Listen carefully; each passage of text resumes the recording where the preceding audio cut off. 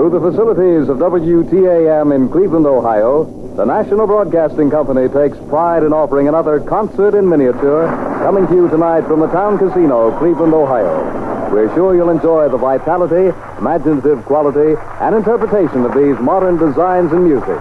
And now here is your conductor, Stan Kenton. Thank you very much, Mr. Mulvihill. Thank you for the introduction, and thank you, ladies and gentlemen. This evening, as has been said, this is the third of a series of a thing called, I should say, concerts in miniature. And this evening we're especially privileged, as we always are, because we are playing for people while they are sitting down. In other words, this is a club here. It's a jazz club. We play a lot of the music that is of the more progressive vein. We don't exactly have to worry about is it too fast to dance to, or is it very difficult to get into the introduction, or is it time for a waltz? It's time for the overture, the concert in miniature this evening. We've chosen something of, I should say, Cuban descent. It's been around for a long time. It's played by a lot of the Latin American orchestras, and we're going to use our most Cuban musicians here to sort of engineer the thing along. First of all, the trombone. The first Cuban is Bob Fitzpatrick. Frank Rossolino is helping out. Another Cuban that's very important to this thing is the motion that will be set up in the rhythm section by Stan Levy. Drummer.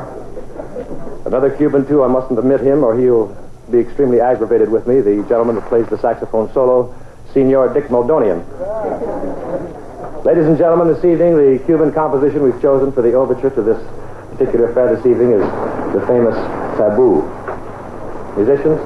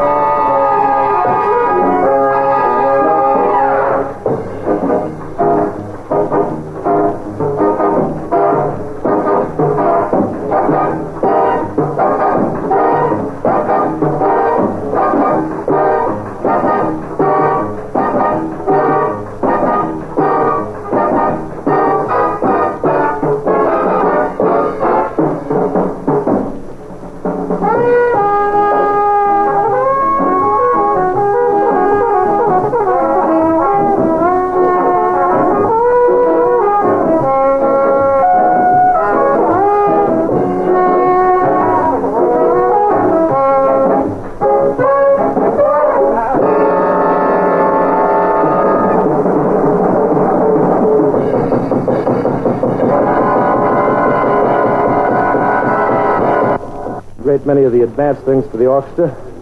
He's written many things such as The House of Strings this year, and the most important thing is to be released of his called The City of Glass.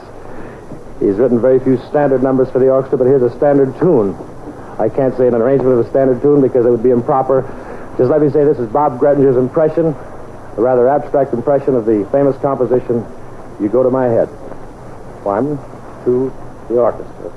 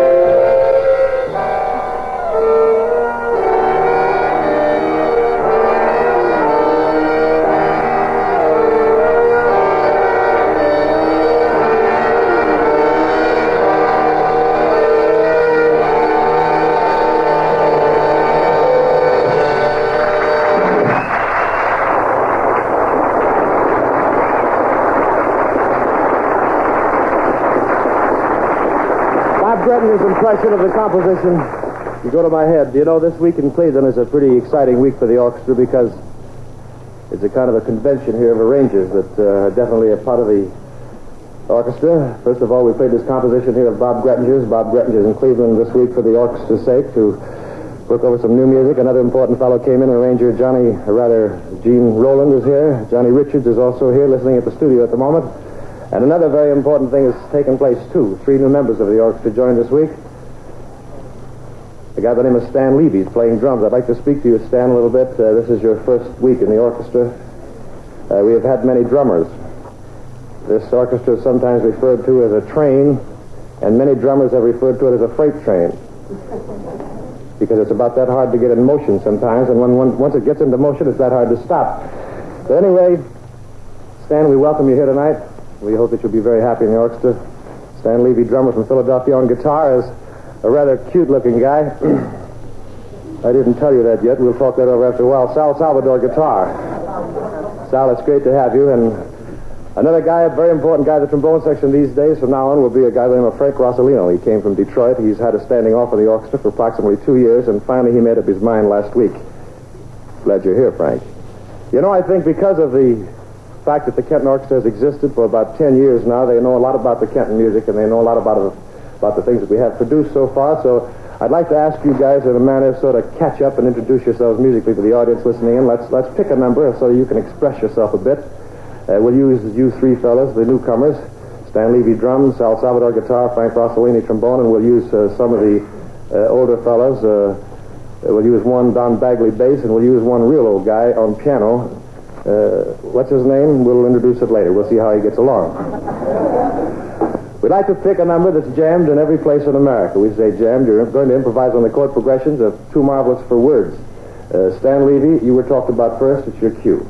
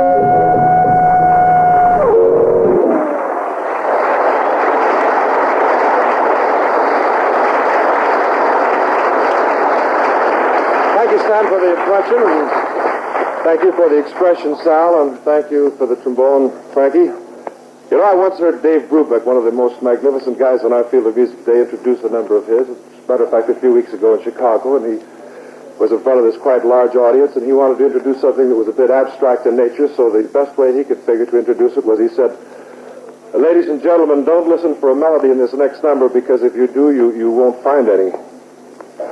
So I think in connection with this next number, I should say pretty much the same thing. It's a thing based on chord structure, strong brass sounds, some wonderful color effects in Bob Grettinger's composition, Thermopylae.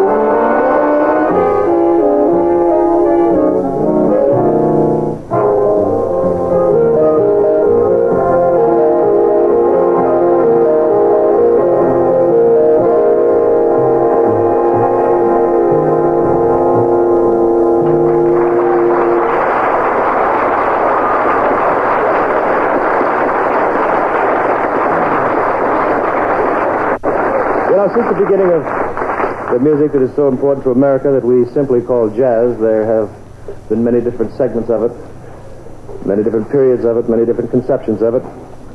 And somehow each generation that comes along believes that they at least have established the right way to play. They've justified their existence and presence. Another generation comes along, they feel that they've improved, they say this is it, and finally as it happens they keep coming. Each generation of young musicians bring fresh ideas, change and build. That's the growing music of America. The music that one day we believe will greatly influence, if not be accepted possibly, the thing that evolves as the American cultural music. So goes the music of jazz. Young musicians on to young musicians, on to a composition called, because of it, Young Blood.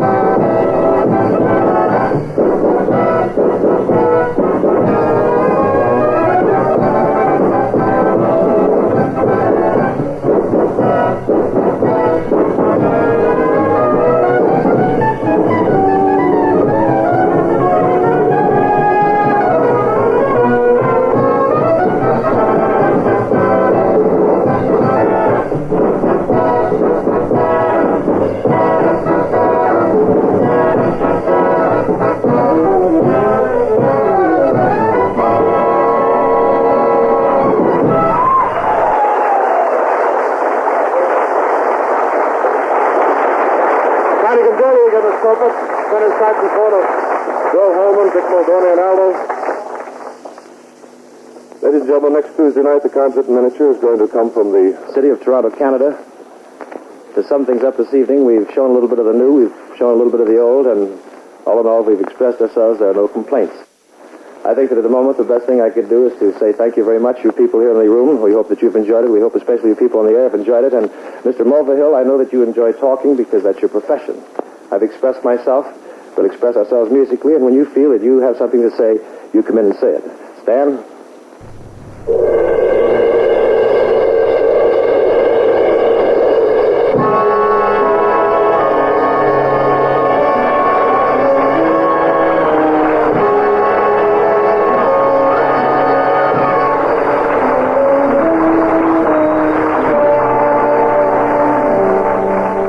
NBC has brought you another Stan Kenton concert in miniature. Kenton's refreshingly original conception of modern music, music as progressive as today and as new as tomorrow.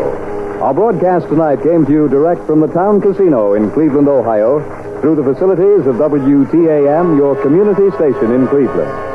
Join us next week at the same time for another Stan Kenton concert in miniature with modern America's Man of Music.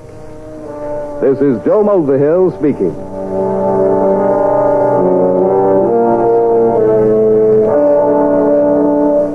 This is NBC, the national broadcasting company. And here we are, folks, at the Town Casino in Cleveland, Ohio, where Stan Kenton and his band are playing musical host on your dancing party. Now, for all you dancers who can take a little more bounce in the beat, Stan Kenton opens his book of famous arrangements to a bright manuscript that goes under the title of Eager Beaver.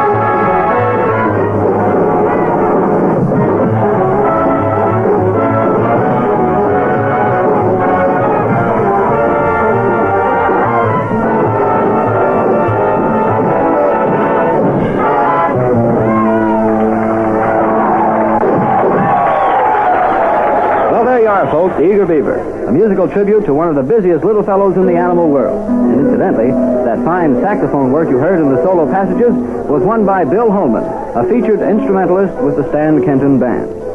Well, I see there's still time for one more before we close up shop for the day. The Kenton Reed section comes to the fore in a tricky arrangement called Opus in Pastel.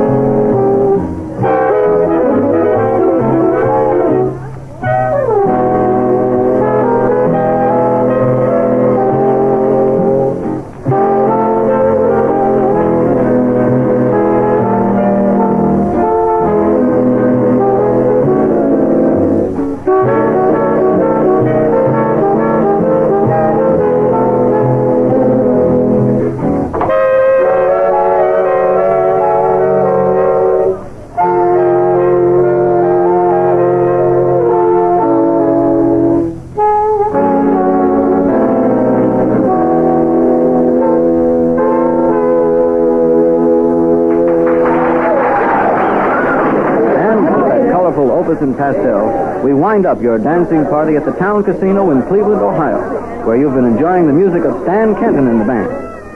Remember, it's your dancing party, and there's always a special table reserved especially for you when it's dance time on the Voice of America. Everybody's welcome, and everybody's invited. So why not join us again soon for another session of your dancing party? Your Dancing Party is a presentation of the Voice of America.